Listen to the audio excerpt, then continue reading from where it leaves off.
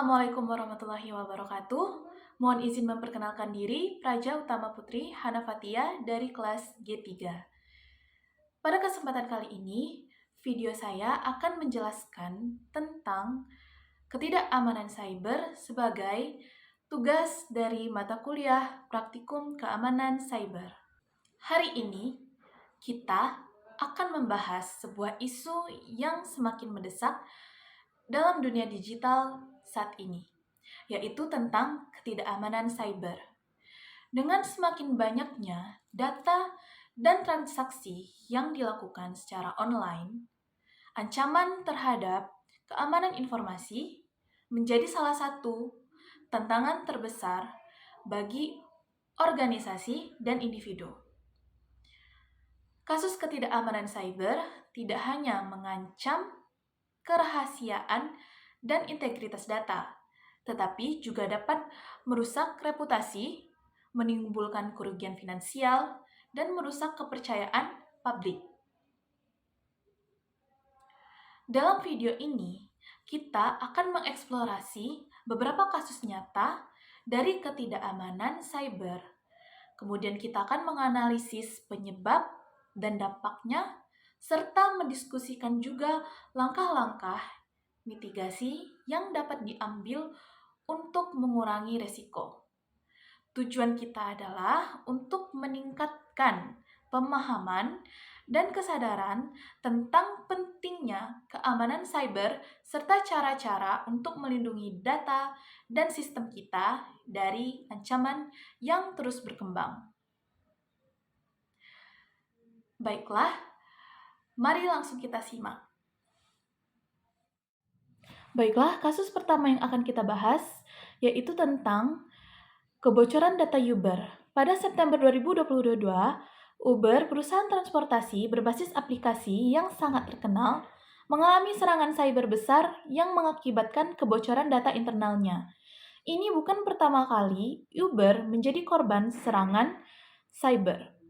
Sebelumnya, pada tahun 2016, perusahaan ini juga mengalami kebocoran data yang berdampak pada 57 juta pengguna dan sopirnya. Insiden kebocoran 2022 ini memunculkan kembali pertanyaan tentang keamanan data dan bagaimana perusahaan teknologi besar menangani kerentanan cyber yang semakin meningkat. Serangan cyber ini menargetkan sistem internal Uber, termasuk infrastruktur cloud dan berbagai platform layanan internal yang digunakan perusahaan. Meski Uber segera mengambil tindakan untuk membatasi dampaknya, peretasan ini mengekspos kelemahan signifikan dalam sistem keamanan perusahaan. Kemudian, bagaimanakah kejadian ini bisa terjadi? Awalnya itu, pada bulan September tahun 2022, hacker yang menyerang Uber diyakini merupakan seorang remaja berusia 18 tahun. Serangan dimulai ketika penyerang berhasil mendapatkan akses ke kredensial login seorang kontraktor Uber. Hacker ini menggunakan teknik rekayasa sosial untuk menipu kontraktor agar membocorkan detail login mereka. Melalui akses ini, penyerang dapat masuk ke sistem internal Uber. Kemudian,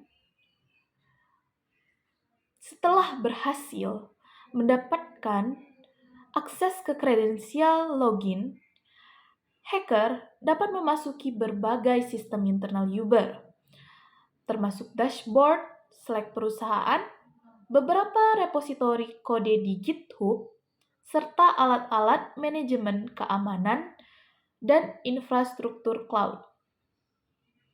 Penyerang kemudian mengirim pesan melalui Slack ke seluruh karyawan Uber, mengklaim bahwa mereka telah membobol sistem perusahaan.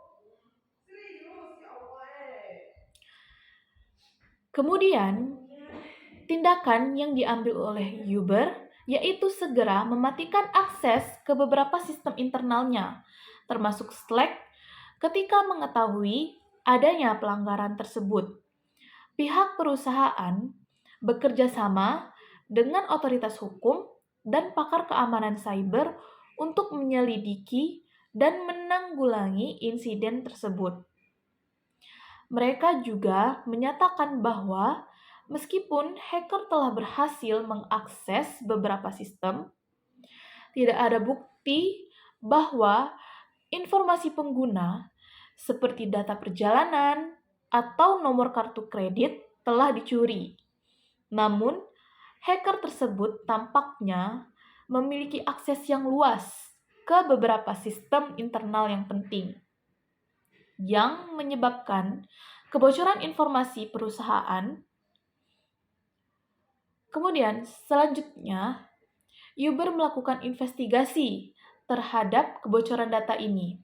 Uber memperlihatkan bahwa penyerang tidak hanya membobol sistem perusahaan, tetapi juga membagikan tangkapan layar dari beberapa sistem yang mereka akses, termasuk mesin virtual yang menyimpan informasi sensitif.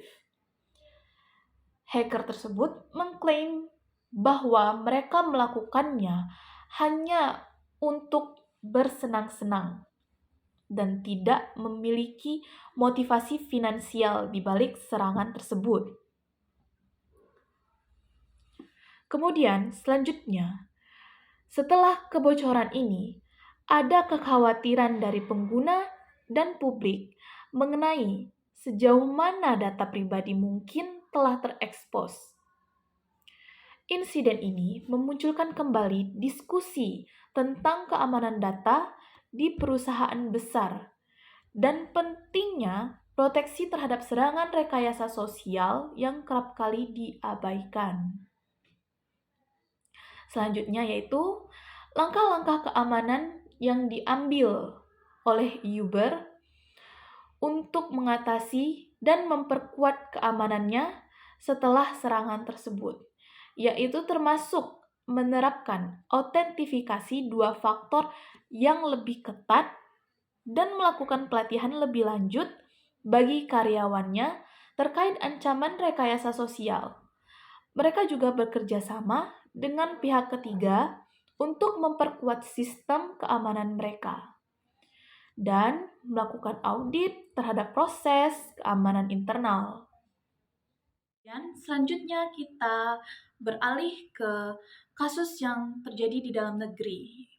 Pada awal tahun 2024, Kepolisian Republik Indonesia atau Polri kembali menghadapi salah satu kasus kebocoran data besar yang melibatkan informasi sensitif dari sistem internal mereka.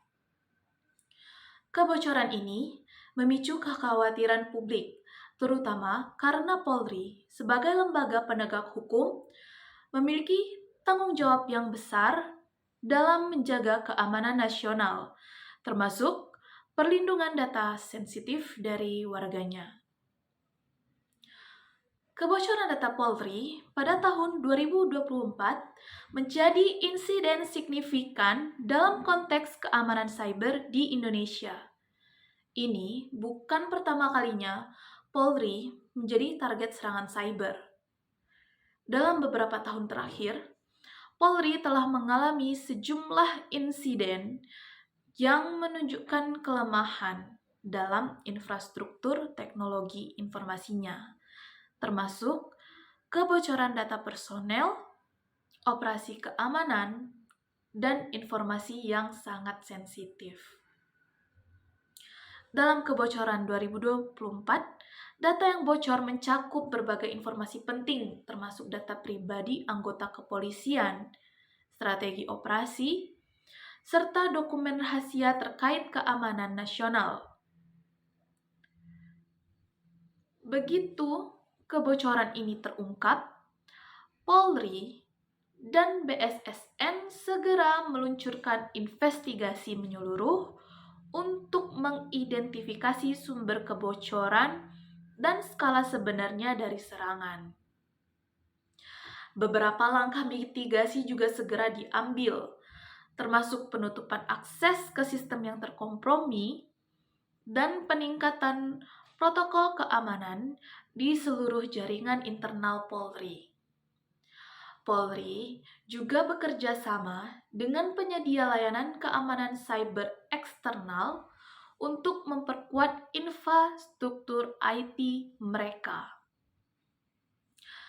Dalam upaya untuk mengurangi dampak dari kebocoran tersebut, Polri memberikan pengarahan kepada personil yang terkena dampak tentang langkah-langkah perlindungan data pribadi yang bisa mereka ambil, seperti mengubah kredensial login dan lebih waspada terhadap potensi ancaman phishing yang ditargetkan kepada mereka.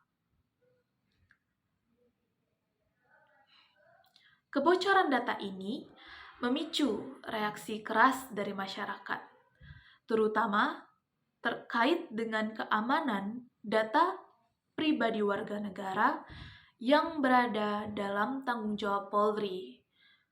Publik mempertanyakan kesiapan dan kapasitas Polri dalam menangani ancaman cyber yang semakin kompleks, terutama mengingat peran penting Polri dalam menjaga keamanan dan ketertiban di Indonesia.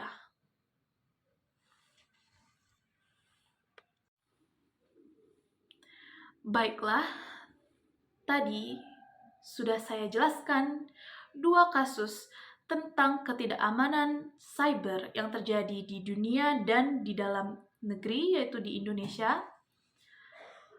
Semoga kita tidak mengalami kejadian tersebut, dan semoga dengan adanya video ini bisa menjelaskan dan memberikan pemahaman bagaimana pentingnya kita harus waspada terhadap serangan cyber.